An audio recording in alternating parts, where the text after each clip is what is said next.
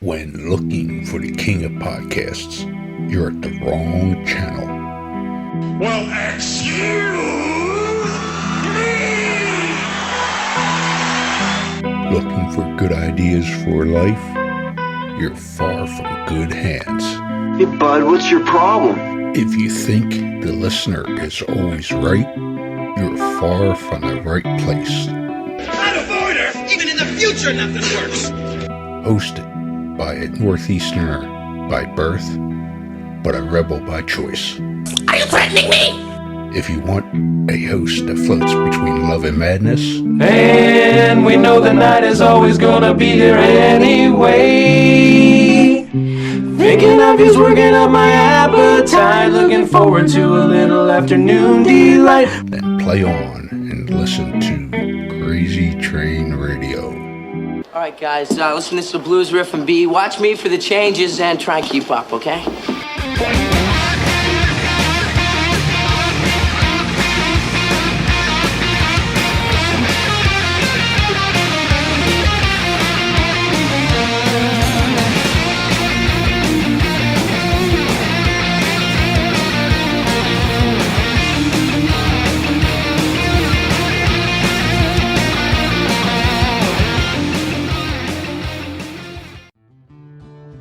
Warning, creators of this game do understand the subject matter may be offensive to some, but they do honor the families and people that have been affected by these real-life tragedies that these individuals have caused.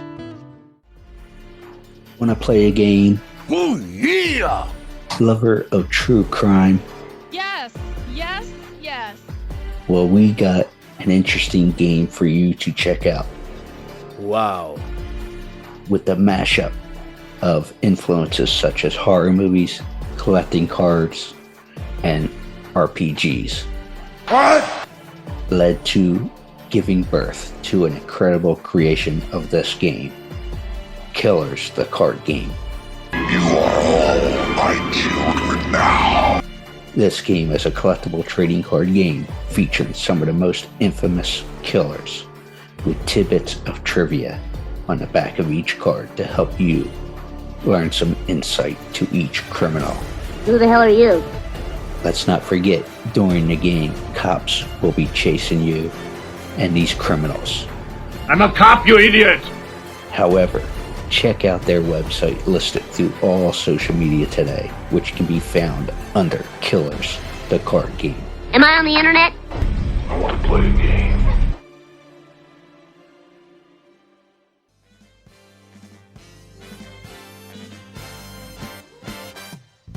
Hi, this is Jessica Heenan-Solt, and you're listening to Crazy Train Radio.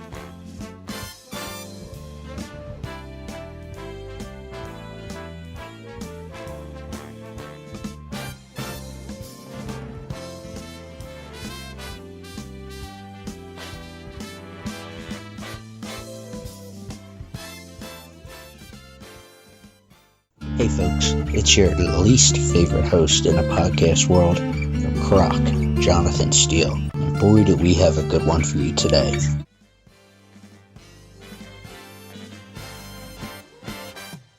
Ladies and gentlemen, boys and girls, children of all ages, this next guest caused me to crank out my WrestleMania 40 sweatshirt because I'm popping a cherry for this one because that's all I could have afforded for Mania.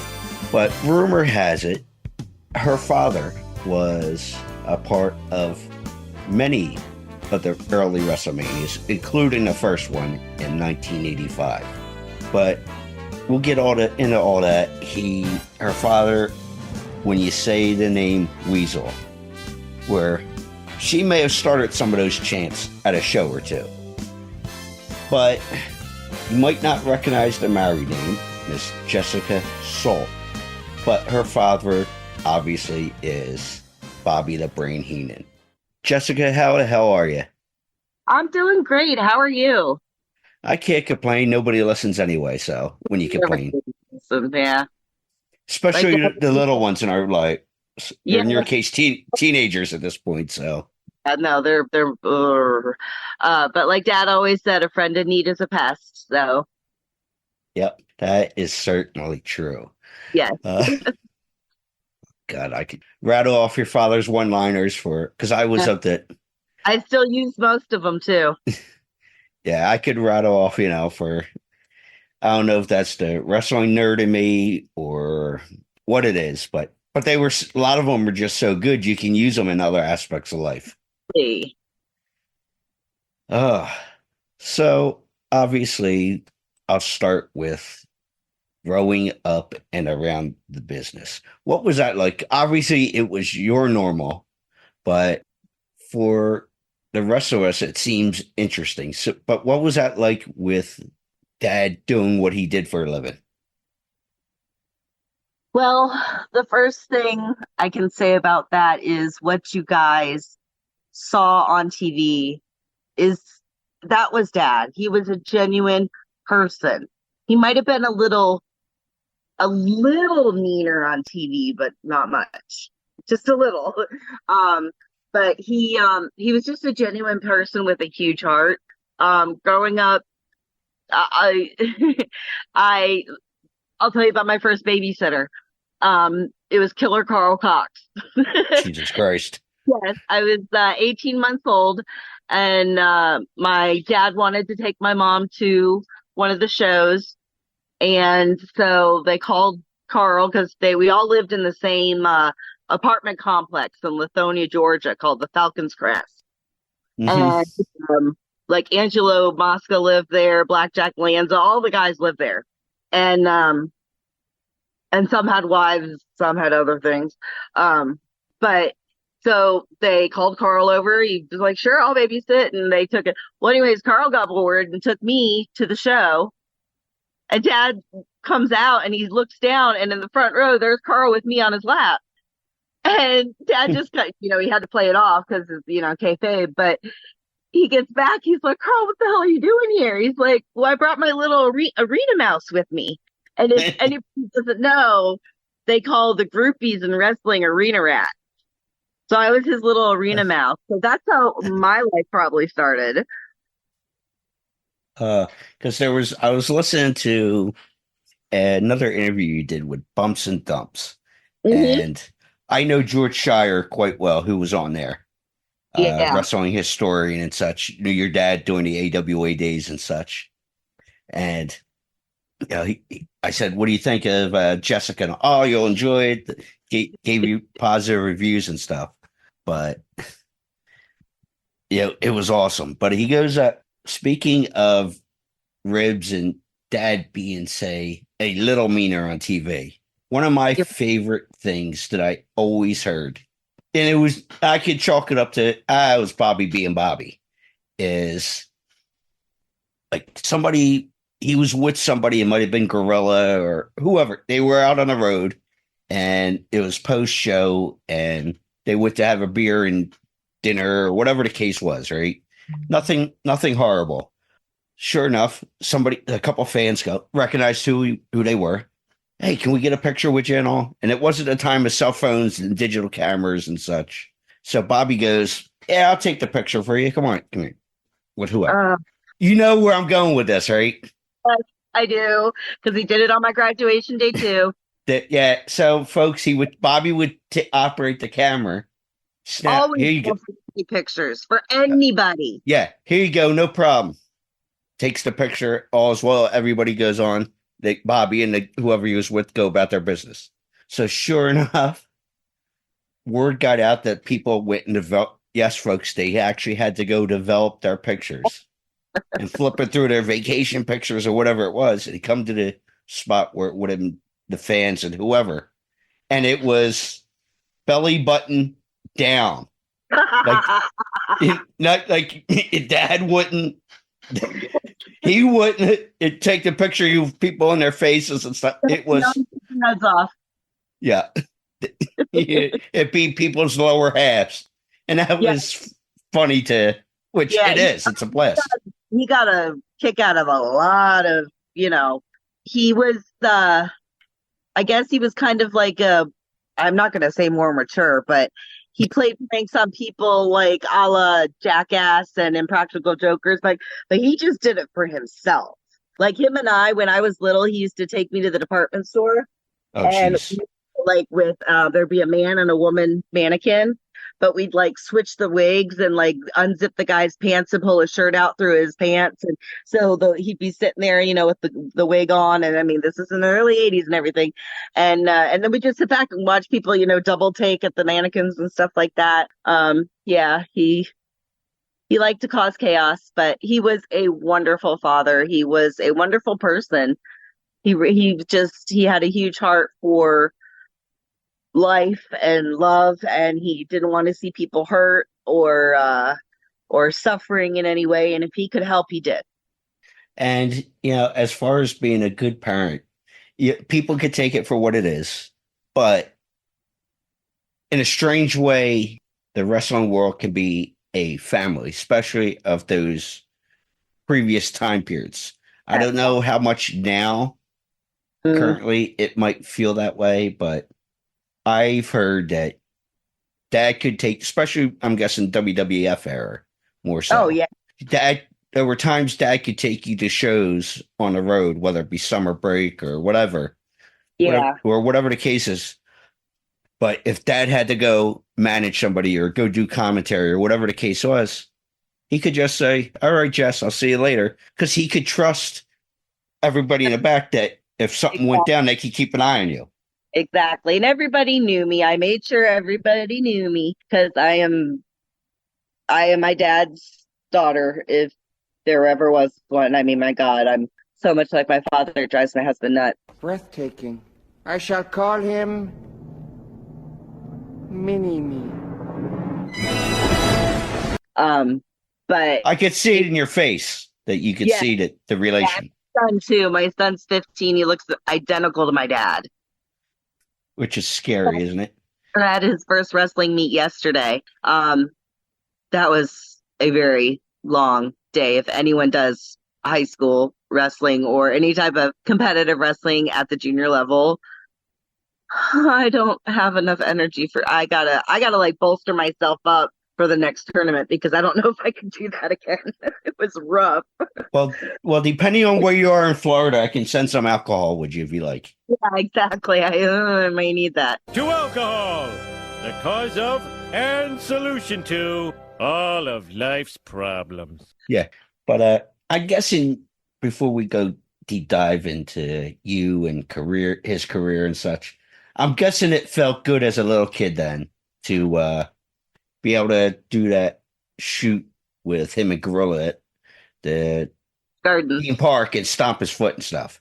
Yeah, no, in fact, it's funny. My son and I were talking about that yesterday, and because his friend rode with us in the car, and he was telling him how I used to go, work with Dad and go on shoots with them and stuff like that. And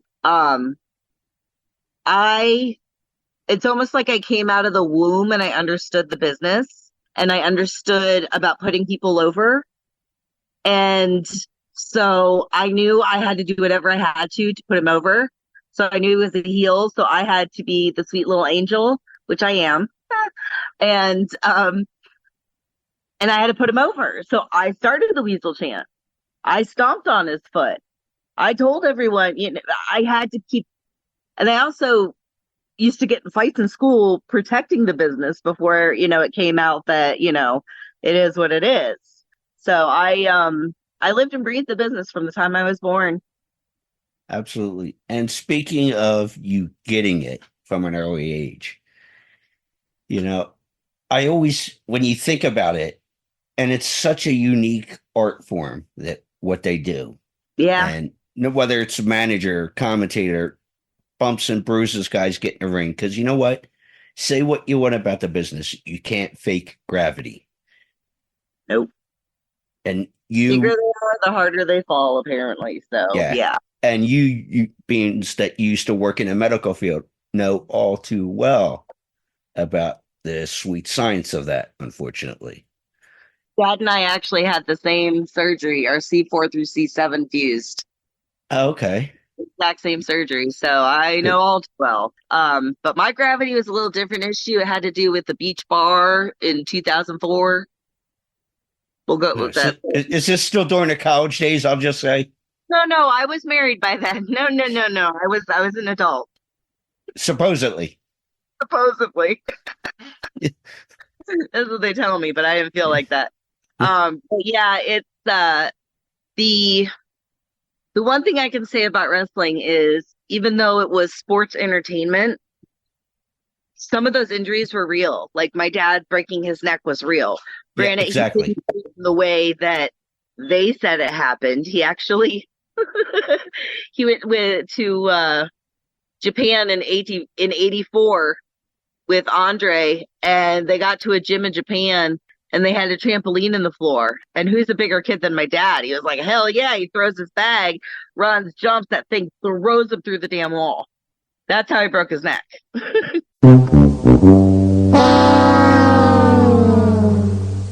Not how they all said it. It was from a trampoline incident. So very similar, him and I. But, you look at incidences like Owen Hart. You look at people when they Darren really Drozdov in the ring and a move. It's real injuries happening, and there were, especially in the 90s, there was a real issue because that's when the opioids started coming out to help with the pain, and the boys would take it because if they didn't wrestle that night, someone else would step up and wrestle in their place. And they weren't getting paid. And they weren't getting paid on their days off. They had no health insurance. They weren't allowed to unionize. So they had to do it. They had to go and get their money. And my dad didn't get his neck fixed till 94 when he went to WCW because it was owned by Turner. And got the insurance. Got his insurance. But as far as like my dad, other than when he was out for that week when he had his surgery, he immediately went back to work without physical therapy because he's a Heenan. I might have done the same thing. But he missed 2 days of work in 42 years. When his mom died, when my grandmother passed away, and when he had strep throat one day in the plane, the people at Delta wouldn't let him board because he looked and sounded so bad. But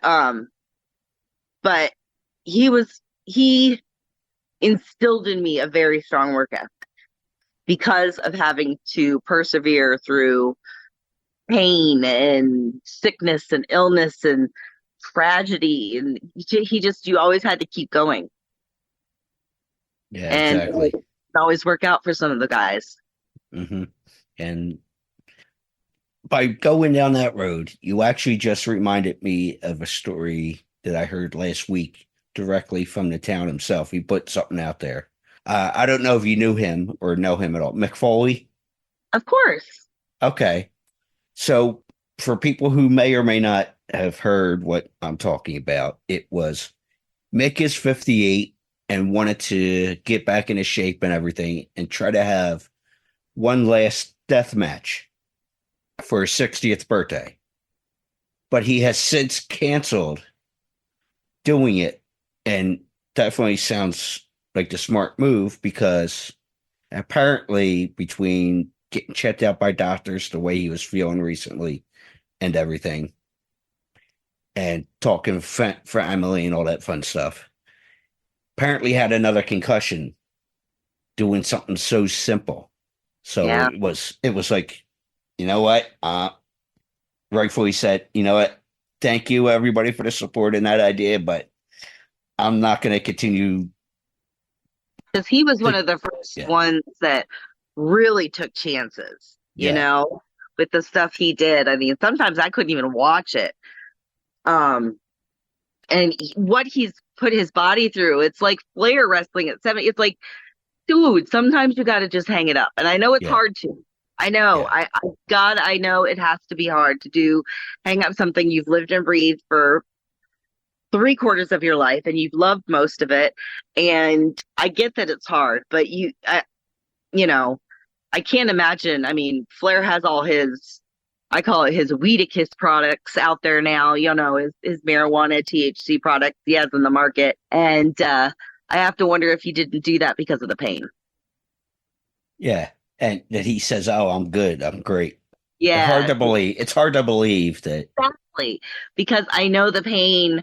I'm still in contact with a lot of my dad's friends that are still alive. Some of them aren't. But they're 70 something years old. They can't not. I'm 45 and I'm in pain getting out of bed in the morning. So I'm 39 and the past 3 days I've been like having issues with my hip. So it's like, yeah. Put my hip out. Yeah.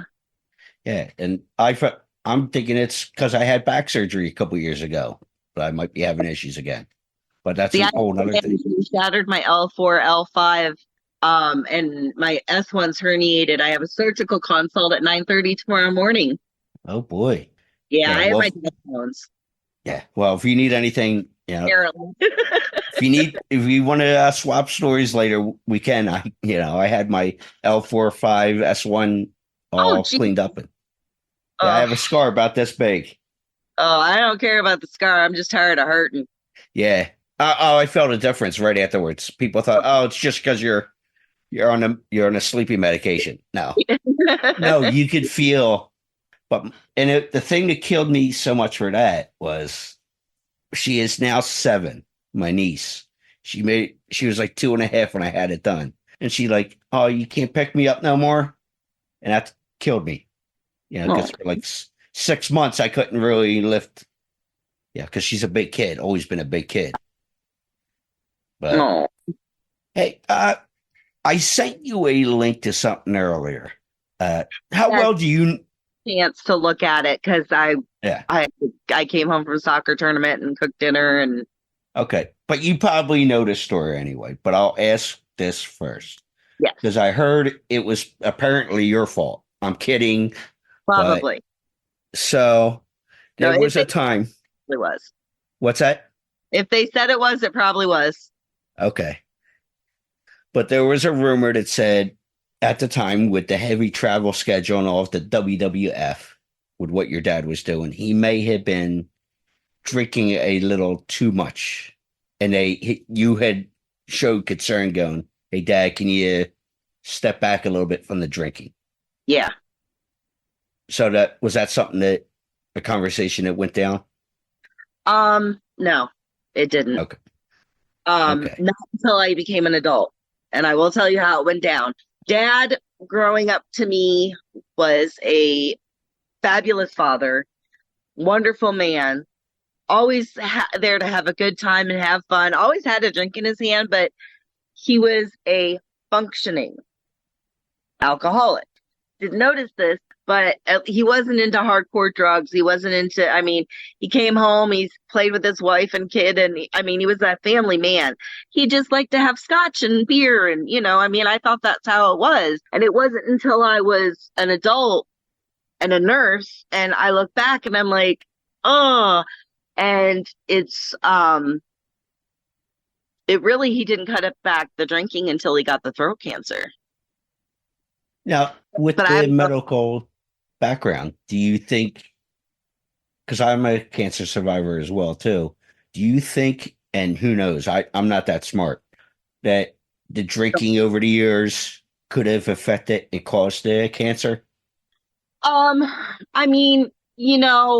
Unfortunately, you want to hear what I really think?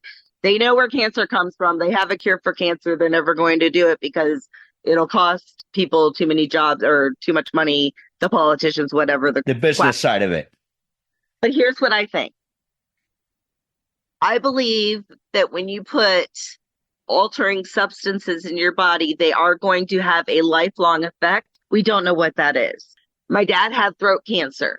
That normally comes from an HPV virus.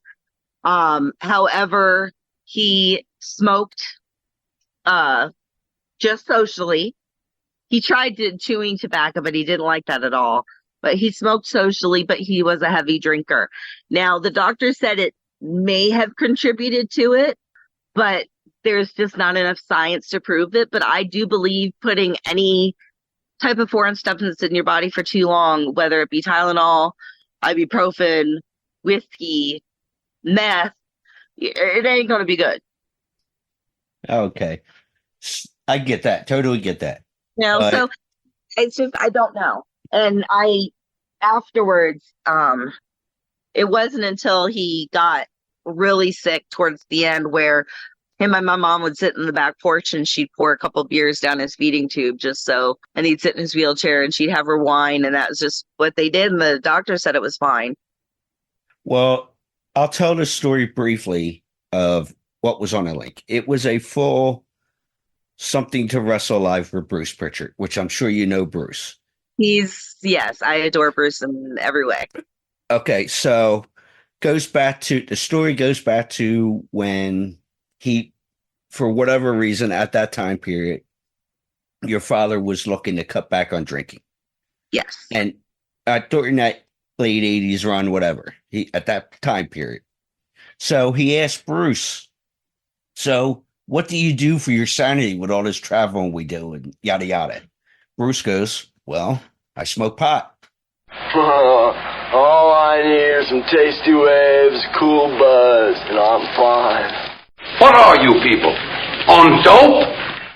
So your dad wasn't a smoker and whatnot, whatever reason, and you just described how he was. So he tries it the one time, and they were going to go to dinner. And it was like, he saw a midget and a lumberjack, and he thought he was saying shit. Your dad go, Bruce, you son of a bitch. Like, what'd you give me? Kind of like, what goes out again? Hey, Bobby. Sees a midget and a lumberjack again. Now he's thinking he's going crazy. Like, what in the hell? Bruce goes, shut up. He goes first. And literally there was a midget and a lumberjack from a different promotion. Oh, geez. So anyway, the story goes that at the time there was a thing you can get at over the counter at drugstores and GNCs and stuff like that. That you would, but I think that it's called, I don't know the signs of it, the date rape drug. GHB. Okay, thank you. So, but the thing was, everybody knew that if you got to follow the instructions exactly. Yeah, exactly. You to a T. So if you're going to take it to rest and stuff at the time, you take it, you mix it in with your drink, whatever. You go right to bed. You don't pass go. Don't collect $200. Don't nothing. So apparently your father was trying this, but he was coming on a red eye from like the Bay Area, San Fran, San Jose, whatever. Coming home, does it? There's a little more in a bottle. There's the way Bruce tells it. Puts it in, boom. So good. Drink, yep.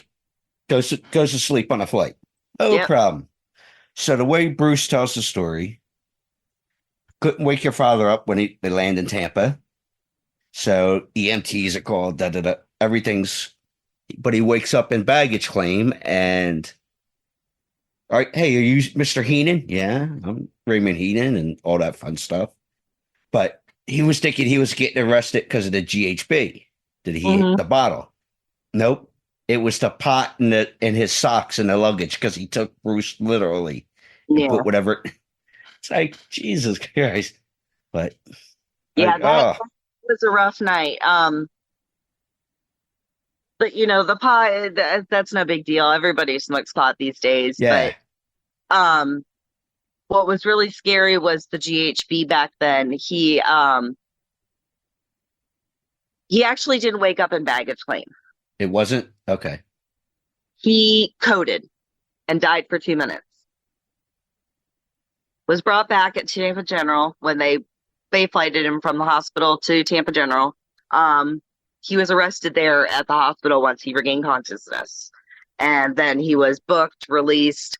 They eventually dropped all the charges, but the GHB almost killed him. Oy. Yeah. It drops your heart. It's like soma. It drops your heart rate down and it's like a muscle relaxer where your heart's a muscle and it will relax, it'll stop working. And that was actually December 31st, 1992. Good Lord. And I remember that day so vividly. And that was the day I was like, Dad, he was like, I'll never do that again. And he did. And he used to go around to high schools in my area and talk about the dangers of GHB after it all happened, because of course the local news made a huge story of it and all this stuff. And he's like, well, I'm not going to lie and say nothing. Oh, no comment. He's like, I'm going to, it was a stupid mistake and I want to make sure these kids don't make it. And that's where the real Bobby comes out. Yeah. That's good to hear. Yeah, everybody makes mistakes. But after that, he went around to high schools to talk about the dangers of GHB. And I think it's illegal now, isn't it? GHB? Yeah, it is. So. It was actually illegal once I went to college, which was late 90s, early 2000s. Yeah, but no, it's awesome to hear that he took something that could have gone so sideways, Yeah. And it did a little bit, but it could have gone so sideways. My mother is a saint. I was going to say that your mother must have earned angel wings being with your father. Did she? She got her angel wings. She got her 14 karat gold, halo. She's up there living the bougie life. She got fast pass like they used to have at Disney. Yep. Oh, Cynthia. Oh, come on. You were with Bobby. Come on. Yes, exactly. Skip the line, the whole bit. Yeah, come on. He's been up here every day talking about you. Will you just go in and take care of him, please? No, I know. What you did down there, here, can you do it up here? Yes. Oh, shit. So, what kind of favorite memories would you have of your father and his career that stand out?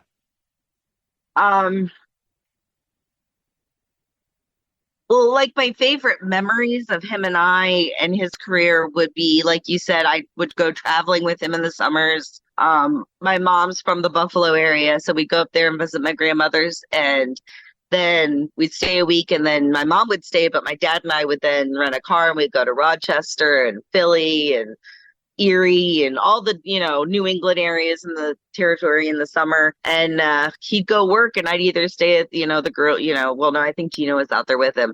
But Lanza was back there and Pat Patterson and crap, I even think Sensational Sherry babysat me at one point. I don't even know what the hell he was thinking about that one, but well, that's a whole nother.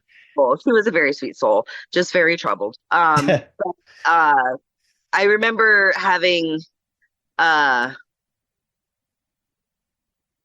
Shawn Michaels was him. He was part of the Rockers. Yeah, with Marty Jannetty, and they were great guys. They lived down the street from us, or Marty did. And oh, Jesus Christ. Yeah, and but I remember because I was coming there and I was always so bored. Shawn bought me water guns, and so he did. I mean, these were the big super soakers, like for long range. I remember. And I would mainly stay in the makeup room with the makeup girl. I forgot her name, Julie, I think her name was. And I'd stay in there or whatever. So he'd come in and I'd, all of a sudden feel something on the side of my face and I'd look around. He's nowhere to be seen because he'd run by the door and get, shoot me in the face. Well, I would start trying to get him one day, and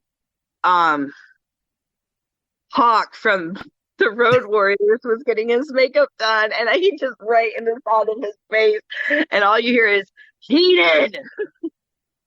And my dad's like, "I didn't do it." He's like, "The other one." She's just as bad as you are. Yeah, and like when they had this wrestler, his the Bully, I think was his name. Blacktop Bully. Yeah, Vince wanted him to pick on kids in the audience, but he didn't want to actually pick on the kids and have the parents sue and all this. This is when Vince actually, whatever.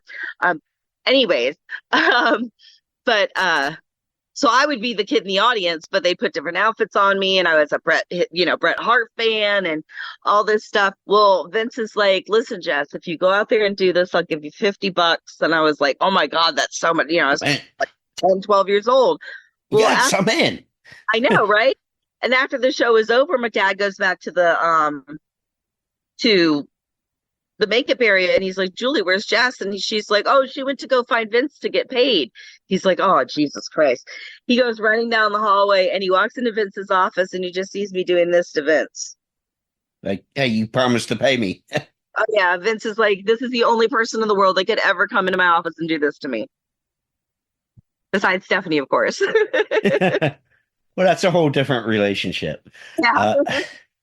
We're not going to go down this road, obviously, but you knew Vince, and obviously stuff the past couple months or even a year has been very, I'll say, wonky.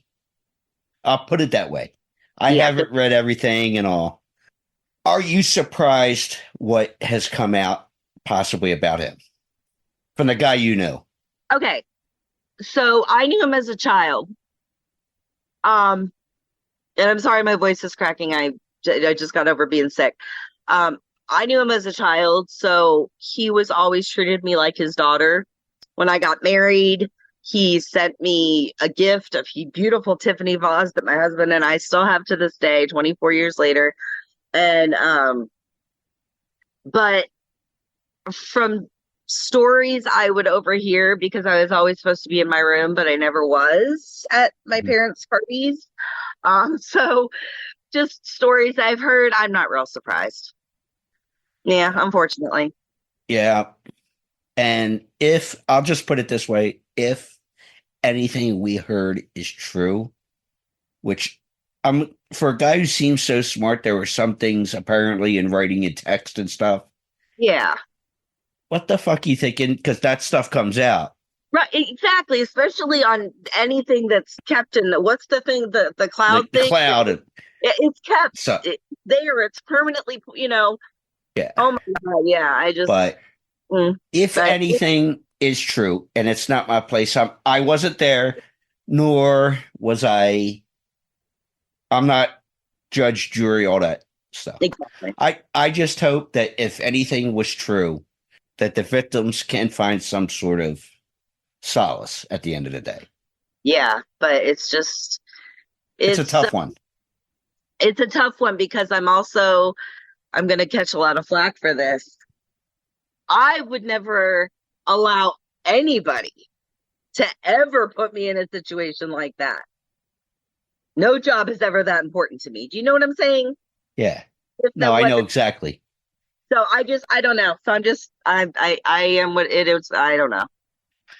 Because it sounds like too, when it comes to you, to come back around, you were raised to be a tough woman, a tough child to now a tough woman, that your parents wanted you to be able to stand up for yourself. So maybe a little too well. But no, they didn't want you to, be able to stand up if you needed to stand up. So yeah, they always taught me to stand up for what I believe in. If I, saw something that I didn't think was right, to say something. It's okay. Yeah. And if people don't like you for it, then they, weren't worth my time, kind of thing. If people, I'm not saying everybody has to think like me, but there's right and wrong. Yeah. I get there's gray areas in certain things. I do. I'm not naive. But in majority of cases, there's right and wrong. And if something's happening and you see it and you can change it, why not? Yeah, exactly. Of course, my husband's the type where he's like, don't get involved, Jessica. Don't get involved. Oh, Jesus, just get involved. Yeah. So he's that guy. You sounds like you two are complete opposites, huh? We're perfect for each other. It's funny because I think back to your dad's Hall of Fame speech, and towards the end of the speech, he goes to show you guys respect my wife, Cynthia, my daughter, and my welcome to the family, my son-in-law. And yes, he's a midget. Yeah, because he didn't stay. My daughter married a midget. So, and yes, I'll say because midgets were in the business, you can get away with it. You could say that. Yeah. It was a great. Yeah. Well, wouldn't expect nothing less from your father, who had the gift from Gab. Did you have a lot of experience with Uncle Andre? I got to see him every summer. When I went on tour with my dad and stuff. He liked me because I didn't treat him like a commodity or an attraction or, I just sat there and talked to him like a person, and he loved me for it. So whenever he could get me in trouble, he did. Like one time my dad couldn't find me and he was going crazy, and he found me outside, and Andre had me on a mounted police horse in Rochester riding around on the street. I didn't steal the police horse. The policeman let me ride the horse because I grew up riding horses. But that's just the kind, Andre would always find really off the wall things for us to get into when Dad wasn't paying attention. Yeah. Yeah, are you familiar with the Bloody Mary story with Andre and your father? The Bloody Mary, no. I know the screwdriver story. Yeah, that's what it was, the screwdriver. It was like 7 or 8 o'clock in the morning, and they're getting on a flight, and the flight attendant comes up and asks, Andre, what he would like to drink. He said screwdriver, and she brought him back a screwdriver, like not the drink, an actual yeah. Dad's like, what the hell is wrong with you? If he had asked for a blowtorch, you gonna bring him a blowtorch? What is wrong with you? Like, you gonna give a guy that big tools? What are you thinking? No, we don't do that. We don't give a guy that size tools, and he's still drunk. Oh yeah. Yeah, He could definitely put away the beer. Yeah. But it was just funny that of all people, your dad was trying to be the voice of reason in that situation. And even it didn't take me long in life. I was probably around 13, 14 when I realized I got to start babysitting Dad. Yeah. I come to find out he was just a giant kid, and he liked to have fun, and sometimes it was like, oh Jesus, it just Yeah, because it's funny that like I said, I could never picture your father being the voice of reason in situations like that. But no. The voice of reason was very, I guess if my dad was being the voice of reason, you knew you probably had to listen to him. Yeah. Kind of thing, that it was probably time to cut it. But there was one time I was a baseball hostess for my high school, and we were at a tournament for Tony Saladino tournament here in Tampa. A wonderful man who gave so many little leagues around the area, and Dad would always throw out the first pitch and everything. And then we'd stay, and my high school is a very good baseball high school, so we always made it to the championship usually. Well, Dad brought Angelo Mosca with him one day, and they acted like gay lovers. Your father and Angelo? No, here's the thing. Everybody knew who my dad was. Everybody knew my mom. But no, my dad and Angelo had to, I wonder how much they had to drink that day. But speaking of Angelo, before I go back to Andre briefly, you just reminded me, I have a co-host from time to time. He couldn't make it tonight. That was a photographer during the territory days. And I will have to get, if you want, an email and stuff, because he has a bunch of stuff from those years on the road and stuff. He would love to be able to send you some photos. Absolutely. Yeah, we'll figure that out to get some of those pictures. And he knew, definitely. Yeah, he knew Angelo quite well. So, because Angelo lived on the West Coast and all. Yeah. But I can't remember what version of an interview or whatever the case was that people were saying, because your dad, and I'm not looking, that's not my deal. I'm not the IRS, any of that stuff. But they said, because your dad was always one of the top guys, was always taken care of and stuff. But even he was surprised with the WrestleMania 3 with Andre payoff. It was like the way it was, he described it, Bobby, with the whole, because Dad was smart too. Dad had fun, all that stuff, but it was like, he was no dummy. It was like, he gets paid for it. And he goes, holy shit, that's a retirement for me. Right. Money went away. Yeah. You know what I mean? It was like boom, like this could send my daughter to college and all that shit. You know, It probably did. It was like boom, you know, like. But besides that, he was just so thrilled he felt that was the apex. Yeah, kind of the epitome of his career. He felt, well, not only that, but also the amount of people that were in Detroit at WrestleMania 3 in the Silver Dome was insane. 93,000 plus. I still have that picture somewhere in this house.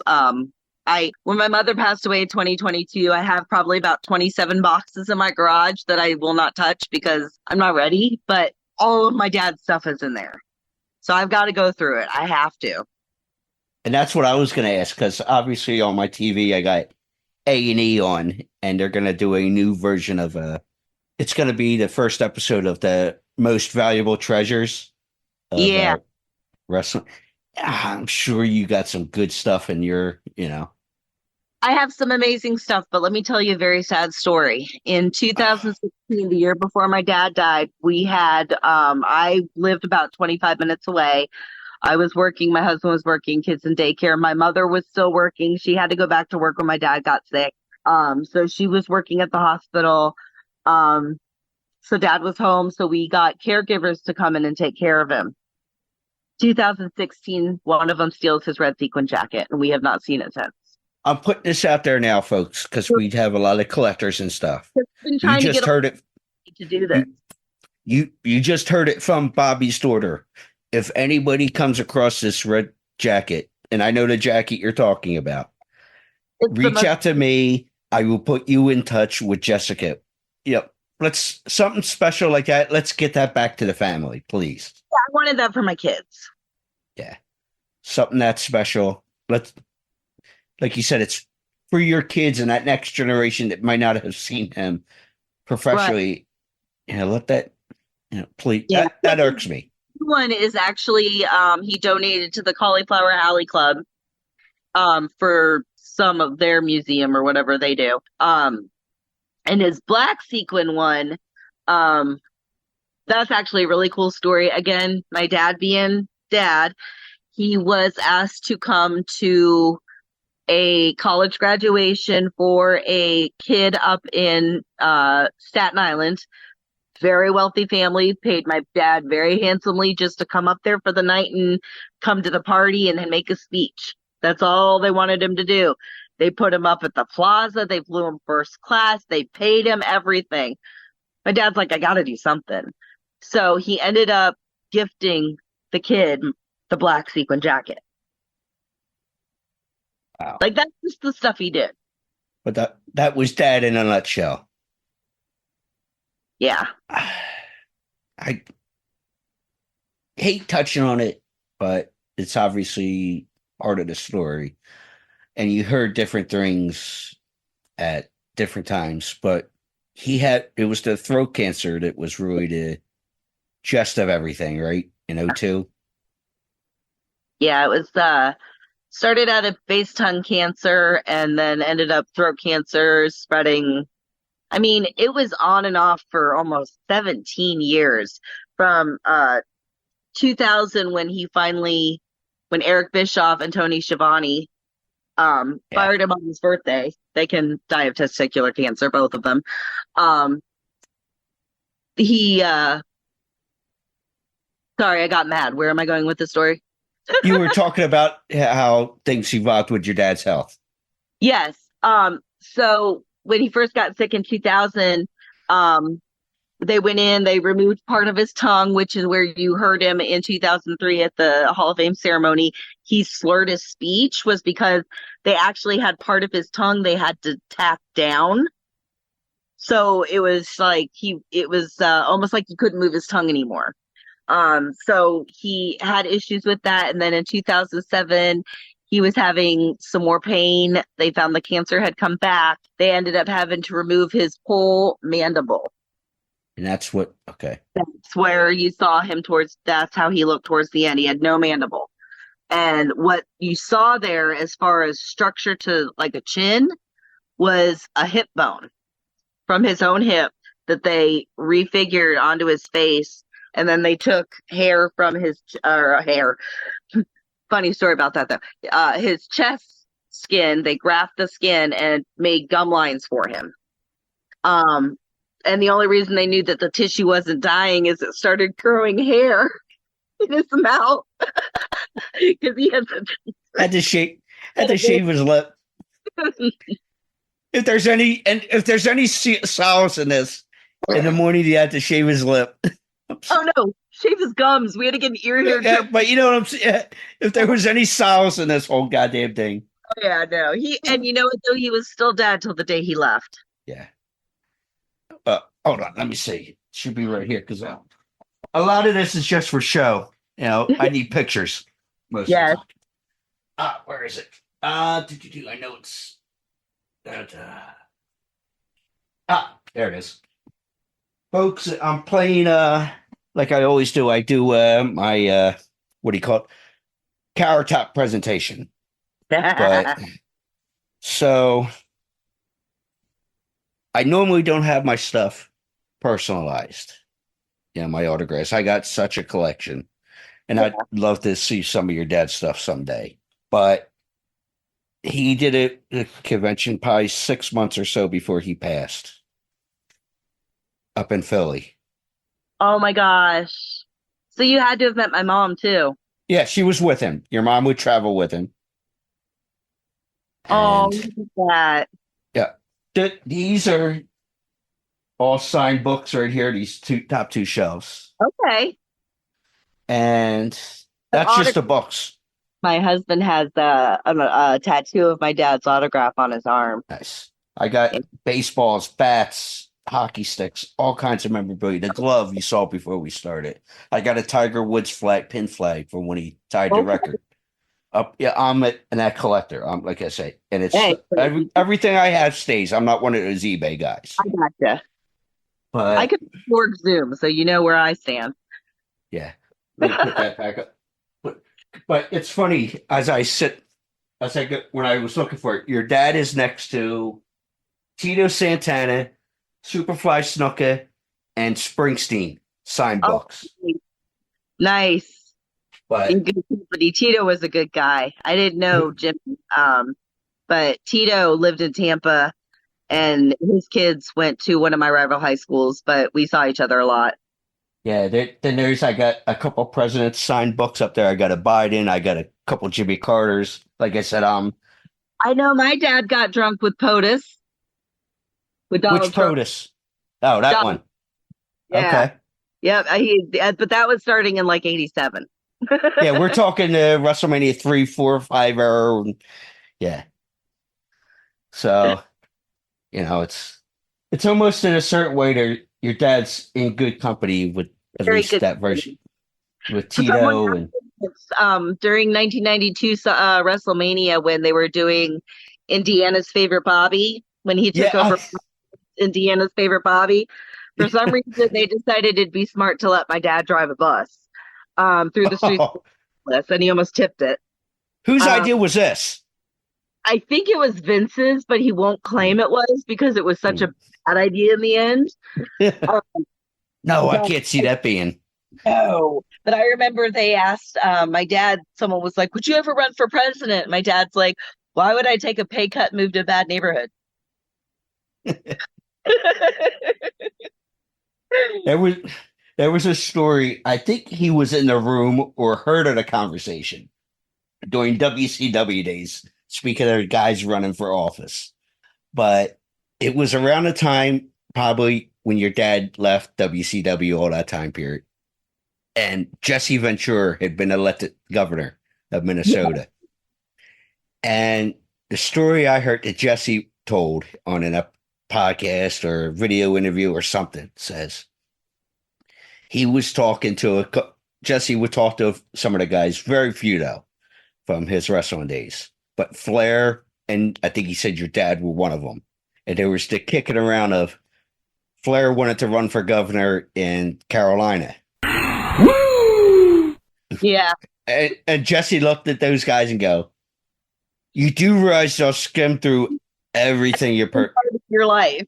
Yeah, like they will if you decide to run for office. Really? He goes, "Why? I got 7 DUI tickets or whatever, or black pass, whatever it was, something stupid and it's dangerous." He goes, "Rick, are you that damn stupid?" Like, Yeah. and your dad might have been involved or heard the conversations. "Rick, what are you thinking?" Like, Yeah. no. What are you thinking? Don't be an idiot. Yeah. Yeah. With Rick's back, yeah, he's the last person. Well, he might do a better job than half those dudes in Washington now, anyways. But That's a whole different conversation. Yeah. different conversation. I mean, Rick was always a really nice guy, but he loved to party. He loved women. He lived his character. That was him, and he's paid the price as far as alimony. That's why he had to wrestle for so long because he had. Yeah. I think at one point Dad and I tallied it up. Because we used to call my dad the count. He loved numbers. He was really smart, like with math and stuff. And I think it was like $75,000 to one wife and $55,000 to another wife a month. So no wonder he wrestled till he was 70. Yeah. Good. Yeah. And like your dad joked in the Hall of Fame speech, he goes, "No wonder they wanted me to manage Larry Flint." Excuse me while I whip this out. We'll leave that float and take it as it is, folks. I'll just say we'll leave that as it is. But if your dad's saying it, It's exactly. Yeah. I've like I said, I eavesdropped on a lot of conversations between my dad and his friends, and I mean, these guys were rock stars personified, and they did the same stupid shit that rock stars did. So yeah. I asked you earlier about memories of dad professionally, but as we get ready to come to a close, how about personal memories of dad? What, like I've heard you say not only here but in other outlets when you were reached out to from radio or podcasts or whatever, how much of a good father he was to you. Yes. On the personal side, what do you take with you that, in terms of your father's memory, that on the personal side that sticks with you?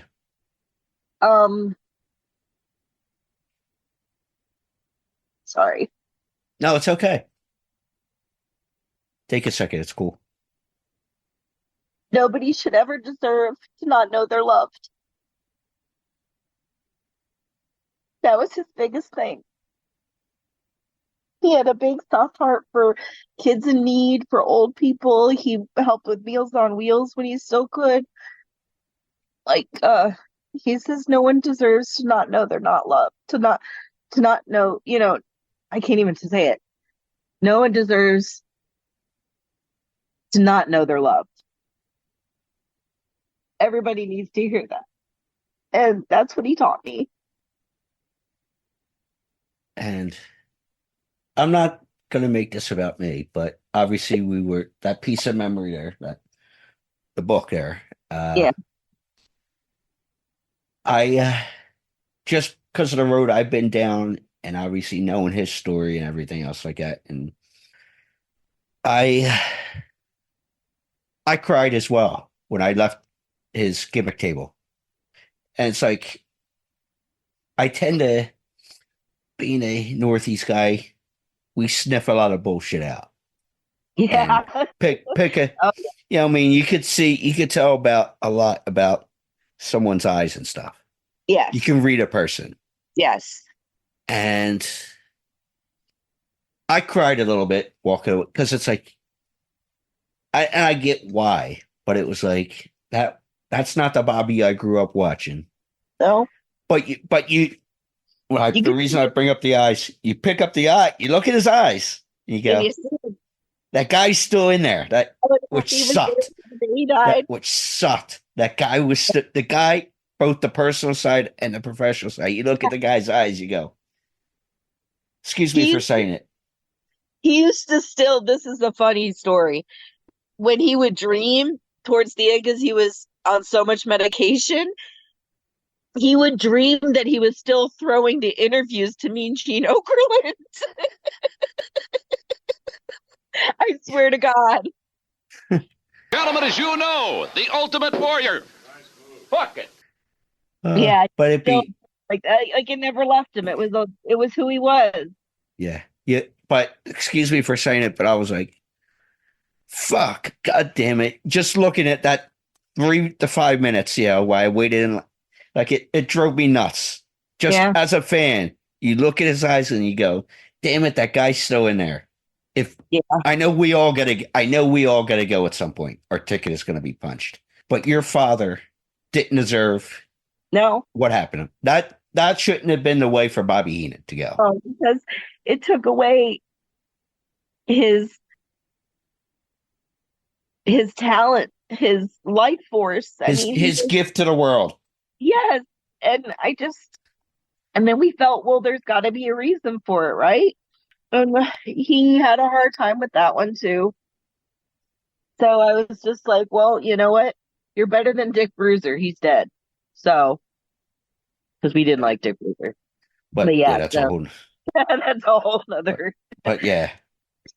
But I wanted you to know, from the personal side with me, that little interaction. I was actually a producer when I was in high school for a wrestling radio show up here. And I actually got the book. I didn't really do the interviewing, but because I was learning the business of radio and TV and all.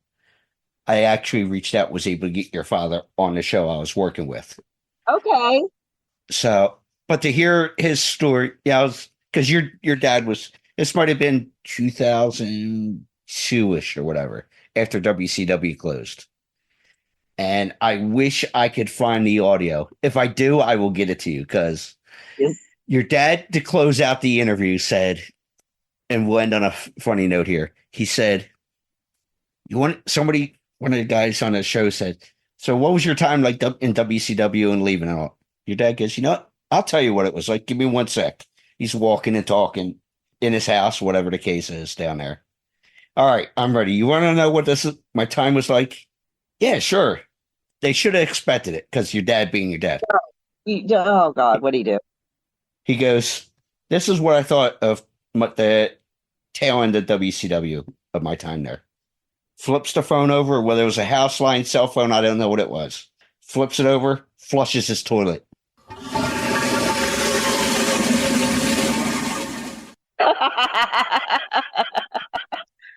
Yeah, that whole end game there with the Bischoff, Schiavone, Vince Russo, that was the dumbest thing anyone ever did. Yeah.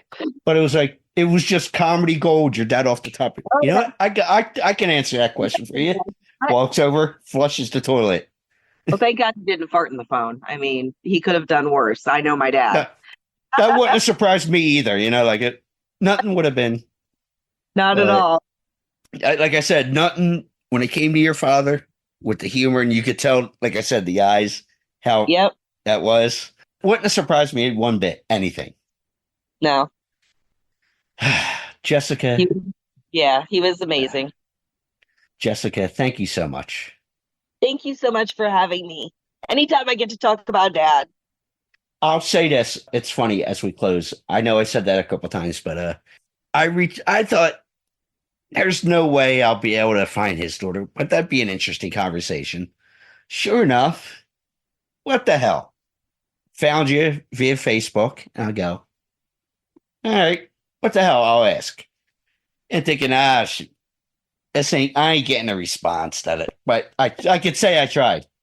Folks, less than 5 minutes later, as she goes, yes, I'm in. Let's talk about that. That's, it was like what you've heard there. It's like, I'm like having a glass of whiskey, kind of finishing an episode going, damn, that was one of the easiest requests. Okay.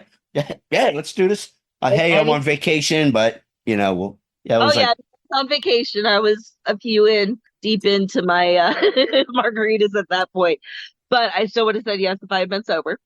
No, but it was like, she was like, yes, let's. Yeah, absolutely. Any opportunity. I'm my dad's biggest fan. Any opportunity I get to talk about him, I love to do it. Yeah, absolutely. But I appreciate you willing to come and talk about that and some of the stories and stuff. Thank you.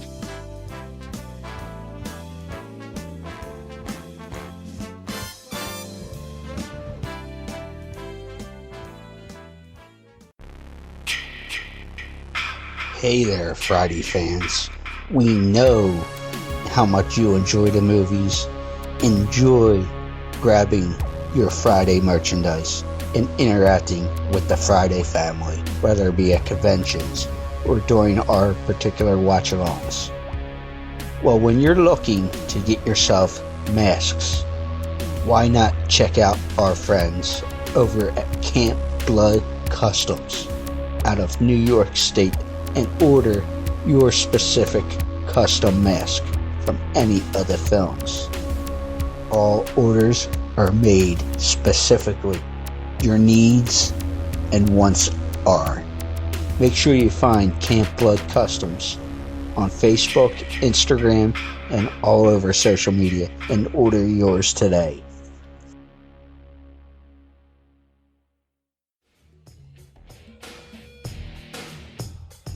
Excuse me! This is Vicky Guerrero, and you're listening to Crazy Train Radio.